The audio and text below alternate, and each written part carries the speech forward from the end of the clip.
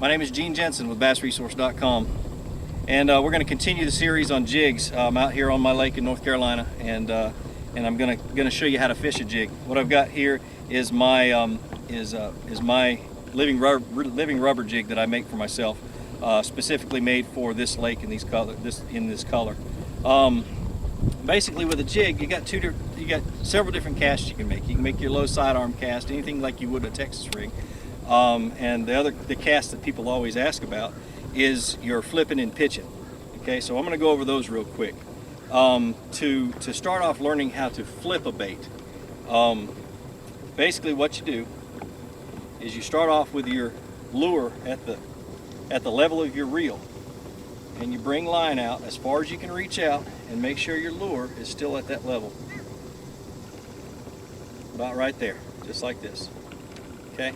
So you got all this line out off in your left hand. Go ahead and trip your bail and get everything else ready. Okay, and then with flipping, all it is it's like a pendulum. You never hit the button and you let it fall down. Okay, same thing. Bring it back, and you're doing that all day long. So it's just a short cast, soft entry, just like that. Okay, and then watch my reel. With my reel, when I release it, my reel handles are either pointing up or pointing down, depending on how you're holding it in your left hand or your right hand. That's all it is. Okay. And a lot of people, what they try to do is they try to cast it with this. They'll do this and they'll hit the button. They'll do this number, and look what happens. You get a backlash. Okay. Or as we like to call it, a professional overrun. Now, the other kind of cast is a pitch.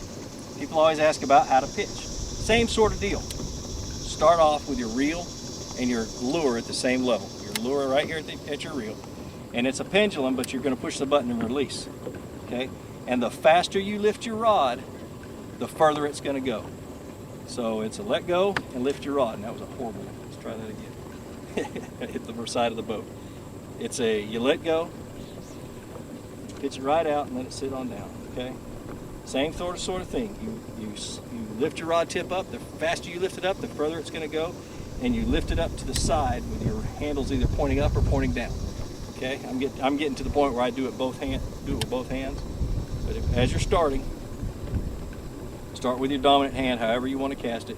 Don't hold the hook, of course. Just let it fall right on out on target. Okay. And what I do is I don't wait till I get to the lake to learn this. When I'm in my backyard, I have these little discs that I put in my backyard, and I pitch to them. I'll make hundreds of casts a day. Set yourself up a little range in your backyard, a little target range, and have 4 or 5 of those spread out, and sit there on your back porch or anything in your backyard and just pitch it into these little cups. And I took what it was 4-inch PVC pipe I cut into little cups about that big around, about that tall, and I just put them out in my yard. Okay, now let's talk about how you work a jig. I'm going to go over the basic way of working a jig. First of all, what is a jig? What are you trying to make it look like? It can look like a bluegill, or it can look like a crawfish. So what is a crawfish doing? It's sitting on the bottom, and a bass comes up to it, and the crawfish sees the bass, and the crawfish tries to get away. The crawfish doesn't may start to crawl away, but usually what it does is it swims away. So a crawfish swims backwards, and it goes like this, and it has a little double kick to get away. It gets away further that way. So when I'm doing that, I'm pitching out, I'm letting it sink to the bottom, and I'm visualizing what is that bait looking like on the bottom, and I'm letting it sit on the bottom. And then when I hop it, I do a double hop, and it's just a tap with the top of your rod. It's not very far at all. You're only moving it about this far. Okay, so it's a tap, tap, and I let it fall. And a tap, tap, and I let it fall. That's the way I fish a jig on the bottom. So let's go over the whole sequence. All right, little pitch, same thing. Watch my reel. It's just going to go out just like that. I'm making a good, nice, accurate cast onto the brush pile, and I'm following it down. I'm making sure I keep that semi-slack line as it's falling. Let it sit there for just a few seconds, because that skirt's starting to open up and starting to undulate. And what happens is, as it's falling down on that brush pile, if it passes a suspended bass, the bass is either going to bite it right then, or it's going to follow it down to the bottom and kind of nose it, what I call nosing it, or just look at it. So you let it sit for a few seconds, and then you just shake it. Don't lift it, just shake it. And if the bass has got his nose down on it and he's looking at it, and all of a sudden that thing shakes, that bass just grabs a hold of that jig and you set the hook. So that's the whole object of that. So you start off with, you make your cast into the spot, follow it down with your rod until it hits the bottom. Okay, it's on the bottom. It's been sitting there for about 3 seconds. I shake it, not there. I let it sit for a couple, 2-3 more seconds.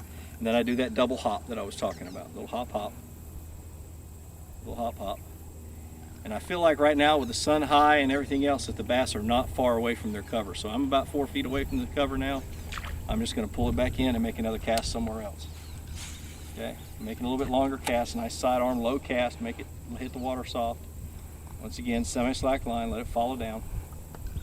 Okay, and a jig is all about an accurate cast. If you can't make an accurate cast, you usually can't do very good on a jig when you're pitching to targets. Okay, over a little bit of grass. All right, bring it back in. I'll make another cast to another thing. Let me talk to you a little bit about grass. Okay, when you feel your jig coming through grass and you feel like it's hung in the grass, there's a little, hold on, I just got a bite.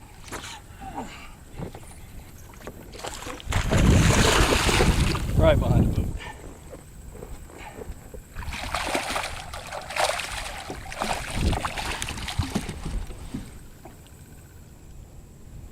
Ah, there we go.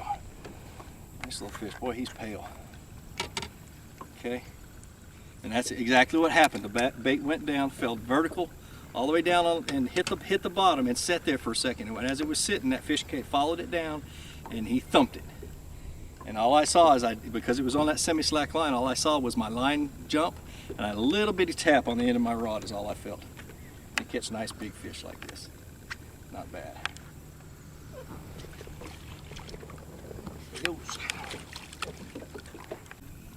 All right, I'm gonna show you a little trick with grass. This trick goes with jigs, Texas rigs, spinner baits. If you know what you're doing, I mean, if I'll explain it later on a spinnerbait video. But you say you cast out. Let me see if I find some grass real quick. Cast out. Oh, that's where I set it. Set the hook on that fish a second ago. Okay. Cast out.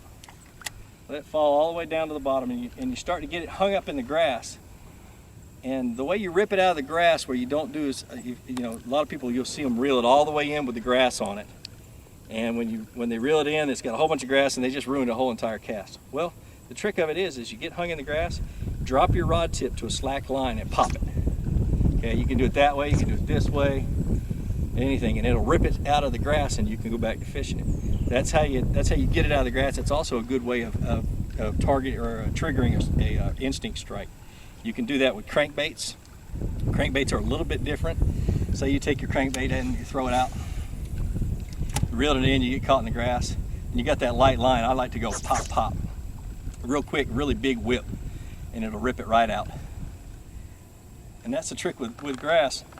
You go to a slack line and you rip it out and you pop it out, and it won't move very far, so you didn't ruin a cast. And usually, depending on the type of grass it is, usually it comes loose. Okay, right now we're going to talk about what I use for pitching and actually pitching and flipping. And I use a Dobbins Extreme. It's a DX 744C, so it's a heavy, fast action rod. You can use any rod. You know, the specs on this one, it's a 7'4". It holds 10 to 20 pound test line, and it's good for a bait between 1/4 and 1 ounce. And that's right in the ballpark of the jigs that I throw. And I'm gonna pitch right over here to this cypress tree. I'm gonna let it sink down beside it, and hopefully I catch a fish and I can show you the whole thing.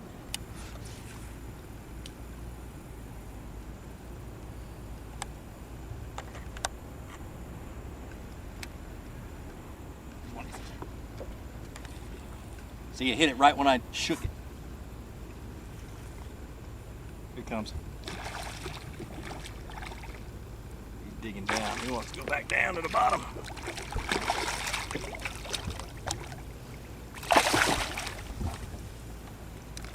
Ow, you cut my phone.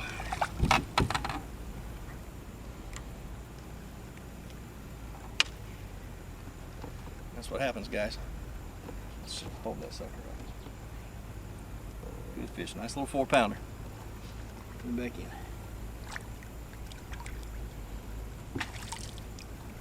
That's kind of the sequence. It's not that difficult. It just takes a little bit. You let it sit a little bit longer than you would a Texas rig. You let those tentacles off of that skirt work and flex and just shake. Just let that jig work its job and have fun doing it. Hopefully you learned something from this video. Boy, that fish got me good. He stuck me with a hook. Anyway, have fun fishing a jig. Just remember, it catches big fish, so hang on tight.